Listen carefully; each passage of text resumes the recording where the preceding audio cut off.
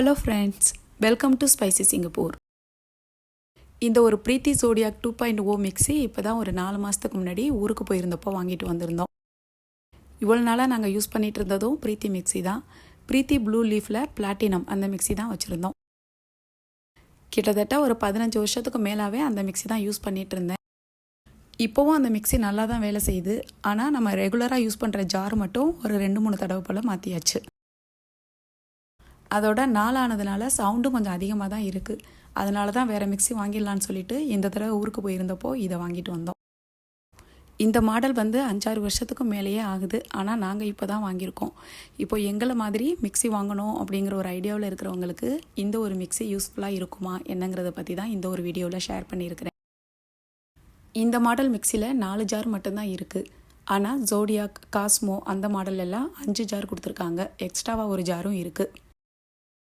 இது ஜூஸர், நல்ல ஒரு ஃபைனான ஸ்ட்ரெயினரோடவே கொடுத்துருக்காங்க.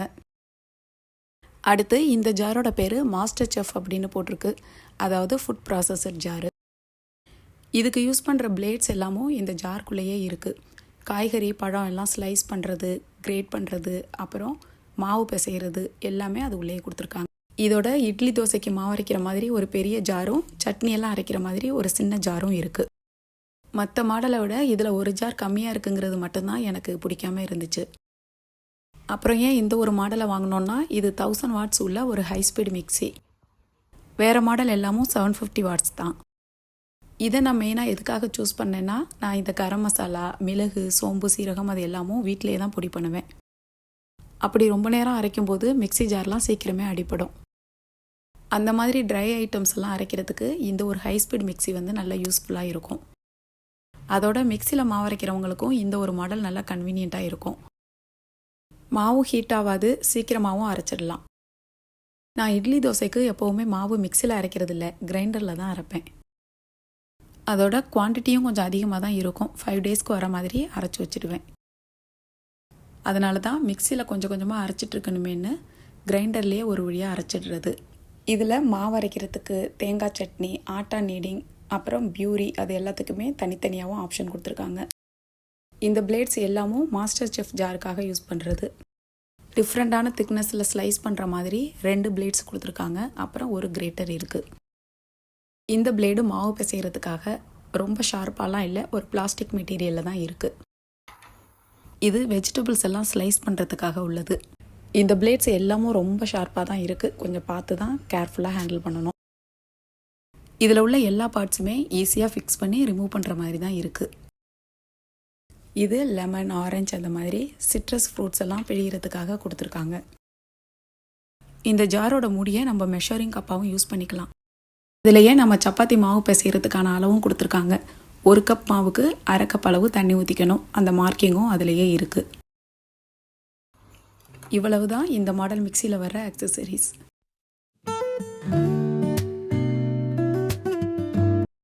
இந்த ஒரு ஜாரில் கோகோனட் சட்னின்னு அவங்களே லேபிள் ஒட்டியிருக்காங்க. இதுதான் நான் சட்னி, துவையல் அதெல்லாம் அரைக்கிறதுக்கு யூஸ் பண்ணிகிட்ருக்கேன். இந்த மாதிரி தேங்காயெல்லாம் கட் பண்ணி நம்ம அரைக்கிறோம் அப்படின்னா முதல்ல இந்த பல்ஸ் பட்டனை 2 தடவை ப்ரெஸ் பண்ணணும். ஓரளவுக்கு அந்த தேங்காயெல்லாம் சின்ன சின்ன பீஸாக உடஞ்சிரும். அதுக்கப்புறம் நம்ம ஸ்பீடை இன்க்ரீஸ் பண்ணிக்கலாம். கொஞ்சம் குறைன்னு இருக்கணும்னா 1லே வச்சு அரைச்சிக்கலாம். நல்லா ஃபைனாக வேணும்னா 2ல் வச்சு ஒரு 30 செகண்ட்ஸ் அரைச்சா போதும். சட்னி நல்லா ஃபைனாக ரெடி ஆகிடும். இந்த மாதிரி ஃபஸ்ட்டே பல்ஸ் பண்ணிவிட்டு அதுக்கப்புறம் அரைச்சோன்னா சட்னியில் சின்ன சின்னதாக தேங்காய் துண்டுகள்லாம் இல்லாமல் இருக்கும்.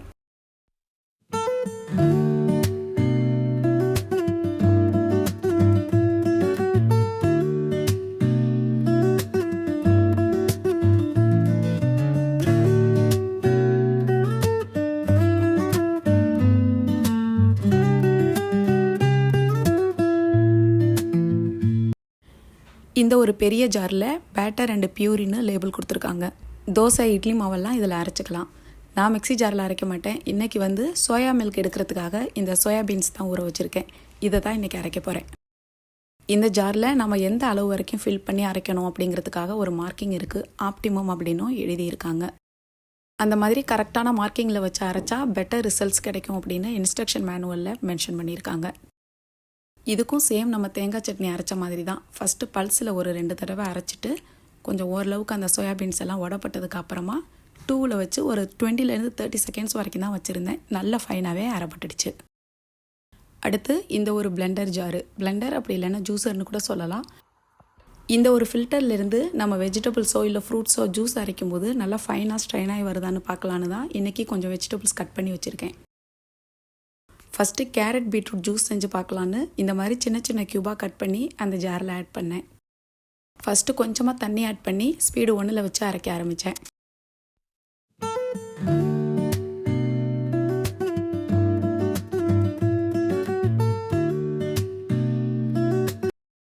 பத்து டு 15 செகண்ட்ஸ்குள்ளேயே ஓரளவுக்கு அரைப்பட்டு இருந்துச்சு. திரும்பவும் கொஞ்சம் தண்ணியை ஆட் பண்ணி ஸ்பீடு 2ல் வச்சு அரைக்க ஆரம்பித்தேன்.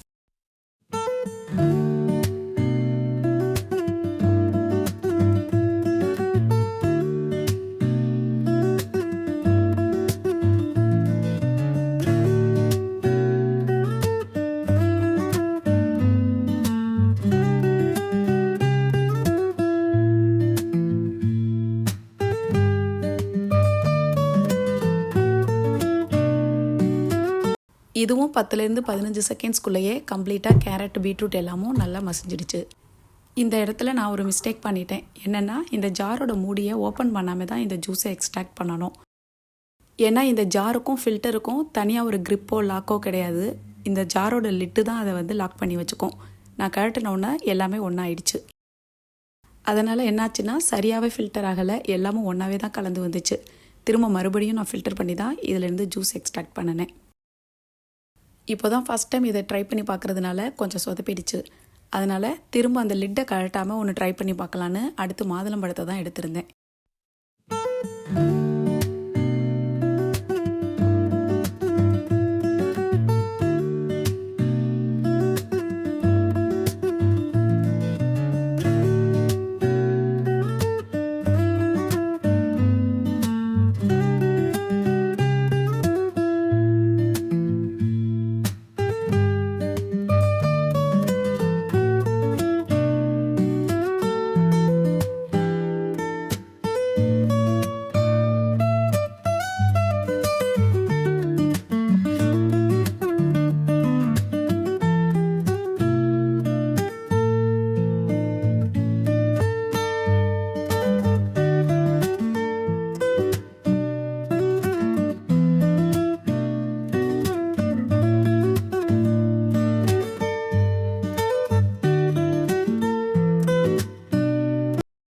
நான் எப்போவும் மாதுளம்பழம் ஜூஸ் அரைக்கும்போது அதில் கொஞ்சமாக பால் சேர்த்து தான் அரைப்பேன்.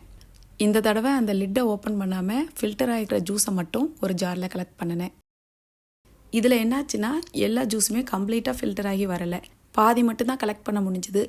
மீதி எல்லாமும் அந்த ஜார்லேயே தங்கிடுச்சு. அந்த ஃபில்டரால் அவ்வளவுதான் எக்ஸ்ட்ராக்ட் பண்ண முடியும். மீதியை நம்ம தனியாக தான் பிழிஞ்சு எடுக்க வேண்டியிருந்தது. அதனால் இந்த ஒரு ஃபில்டர் நமக்கு யூஸ் ஆகாதுன்னு தான் நினைக்கிறேன். வேணும்னா இந்த ஜாரை பிளெண்ட் பண்ணுறதுக்கு மட்டும் யூஸ் பண்ணிக்கலாம். ஜூஸை எப்பவும் போல் நம்ம தனியாக ஃபில்டர் பண்ணிக்க வேண்டியது தான்.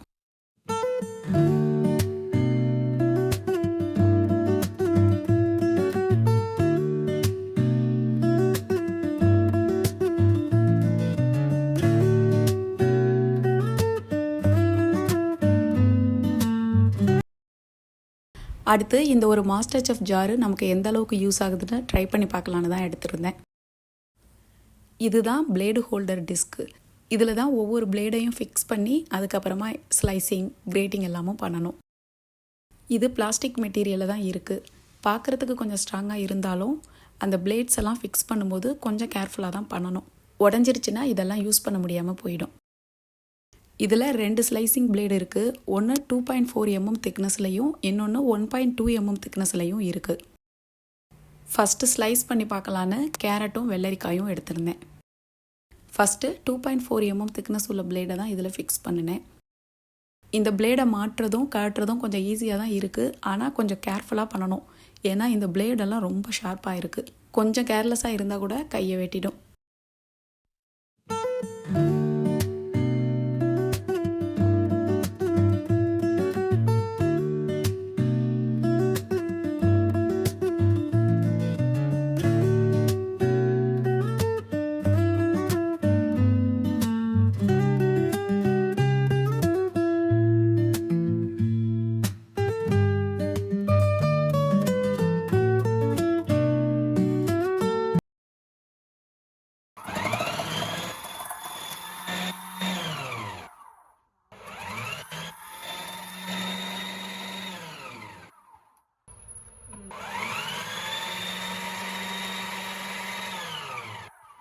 ஸ்லைஸிங்கை பொறுத்த வரைக்கும் எல்லாமே 2லேருந்து 3 செகண்ட்ஸ் தான். அதுக்குள்ளே ஈஸியாகவே ஸ்லைஸ் பண்ணிடலாம்.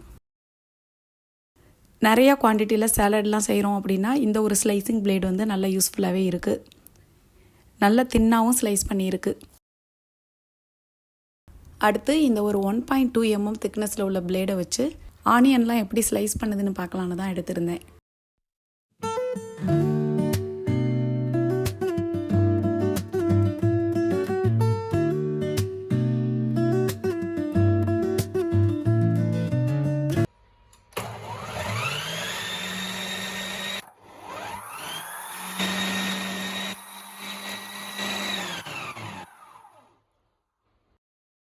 இந்த ஆனியன்லாம் 2லேருந்து 3 செகண்ட்ஸ் தான். நல்லா ஃபைனாகவே ஸ்லைஸ் ஆகிடுச்சு.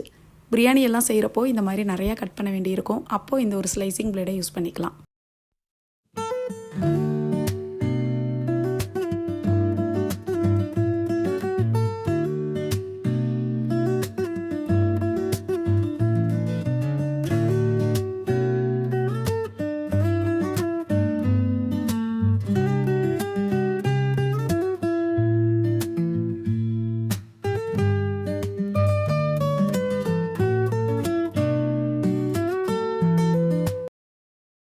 அடுத்து கிரேட் பண்ணுறதுக்காக இந்த ஒரு பிளேடை ஃபிக்ஸ் பண்ணிவிட்டு கொஞ்சம் கேரட்டும் பீட்ரூட்டும் தான் எடுத்துருந்தேன்.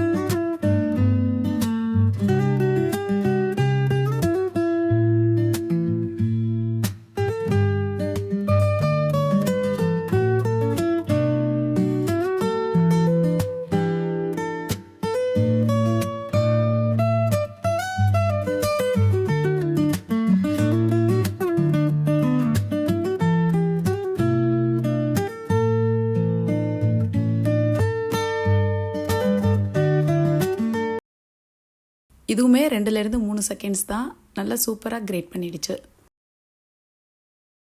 காய்கறியெல்லாம் நம்ம கொஞ்சம் நிறைய அளவில் சமைக்க வேண்டியிருக்கு அப்படின்னா இந்த ஒரு ஜாரை யூஸ் பண்ணிக்கலாம்.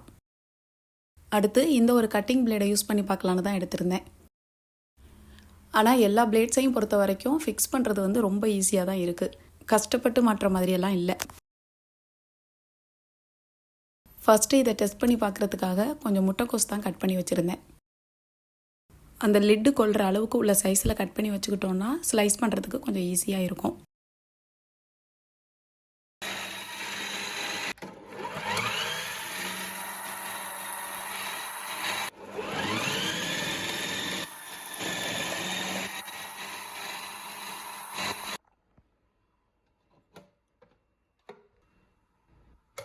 இப்போ முட்டைக்கோஸ் எல்லாமும் நல்லா ஃபைனாக கட் ஆகிடுச்சு. எல்லாமும் ஒரே அளவில் பார்க்குறதுக்கு பூ போல் அழகாக கட்டாயி வந்துருந்துச்சு. அடுத்து வெங்காயத்தை கட் பண்ணி பார்த்துடலான்னு அதுலேயும் 2 இதை எடுத்திருந்தேன். அதுவும் நல்லா பொடி பொடியாக கட்டாயி வந்துருந்துச்சு. வெங்காயம், முட்டைக்கோஸ், பீட்ரூட், கேரட் அந்த மாதிரி உள்ளதெல்லாம் ஃபைனாக கட் பண்ணுறதுக்கு இது நல்லா யூஸ்ஃபுல்லாக இருக்குது. மற்றபடி இந்த பீர்க்கங்காய், புடலங்காய், சுரக்காய் மாதிரி கொஞ்சம் வாட்டர் கண்டென்ட் அதிகமாக உள்ள காய்கறியெல்லாம் கட் பண்ணுறதுக்கு இது ஒத்து வரலை. அன்றைக்கி ஒரு நாள் பீர்க்கங்காயை சமைக்கிறதுக்காக எடுக்கும்போது இதில் 2 பீஸ் போட்டு பார்த்தேன். அது சரியாக வரலை. ஒரு மாதிரி சொதன்னு கட்டாயி வந்துருந்துச்சு. ஆன் பண்ணி 1 செகண்ட்லேயே இந்த மாதிரி ஆயிடுச்சு.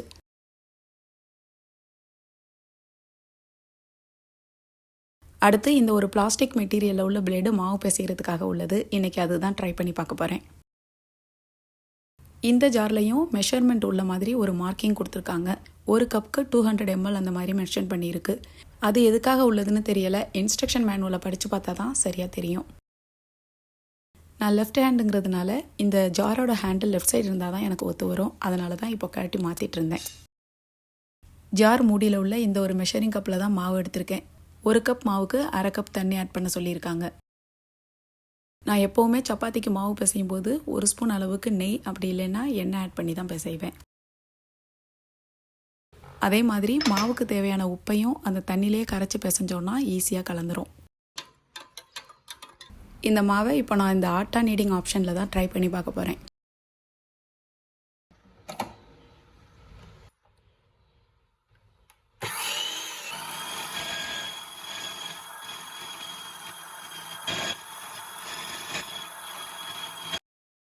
கரெக்டாக 10லேருந்து 15 செகண்ட்ஸ்குள்ளேயே மாவு ரெடி ஆயிடுச்சு. நல்ல சாஃப்டாக சரியான கன்சிஸ்டன்சிலையும் இருந்துச்சு. இது 1 கப் அளவு மாவுக்கு உள்ளது.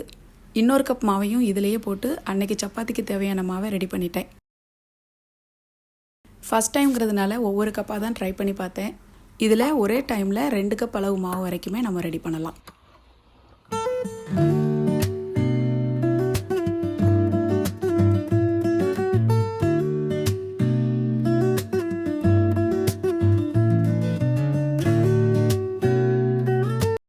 காய்கறியெல்லாம் கட் பண்ணதுக்கப்புறம் மாவெல்லாம் பிசைஞ்சதுக்கப்புறமும் இந்த ஜார்ஸ் எல்லாம் வாஷ் பண்ணுறது கொஞ்சம் ஈஸியாக தான் இருக்குது. எல்லா பார்ட்ஸுமே நம்ம ஈஸியாக ரிமூவ் பண்ணிவிட்டு வாஷ் பண்ணிடலாம்.